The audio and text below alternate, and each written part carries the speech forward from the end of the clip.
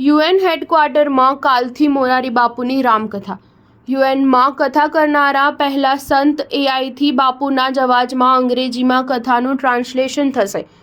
UNO એટલે કે United Nations ઓર્ગેનાઇઝેશનના અમેરિકાના ન્યૂયોર્ક સ્થિત હેડક્વાર્ટર્સમાં મોરારી બાપુની કથાનું આયોજન થવું એ ન માત્ર ભારત પણ આધ્યાત્મિક જગત માટે વિશેષ આનંદની વાત છે। યુએનઓ એ આંતરરાષ્ટ્રીય દેશોનું સંગઠન છે જેમાં 193 દેશ સદસ્ય છે। ભારતના કોઈ કથાકાર જ નહીં પણ કોઈ પણ આધ્યાત્મિક વિભૂતિને આ પ્રકારનો અવસર મળ્યો નથી કે યુએનઓ હેડક્વાર્ટરમાં સત્સંગ કરી શકે।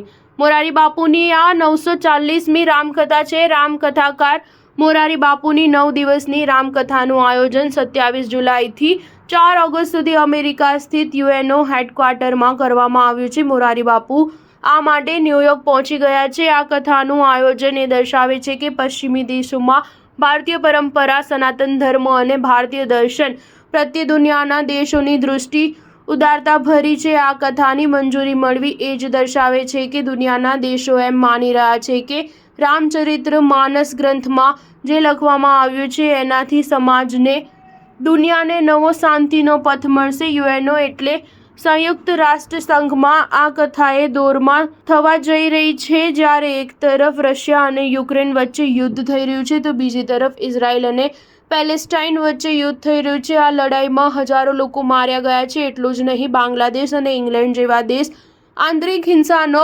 શિકાર બની રહ્યા છે। એવામાં સત્ય, પ્રેમ અને કરુણાની વાત કરનારા કથાકાર મોરારી બાપુની રામકથા યુએનઓ હેડક્વાર્ટરમાં થવા જઈ રહી છે જે દુનિયાને રામચરિત માનસમાંથી શાંતિનો સંદેશ પાઠવશે। સ્ટાર ન્યૂઝ 7 હંમેશા સચ્ચાઈની સાથે।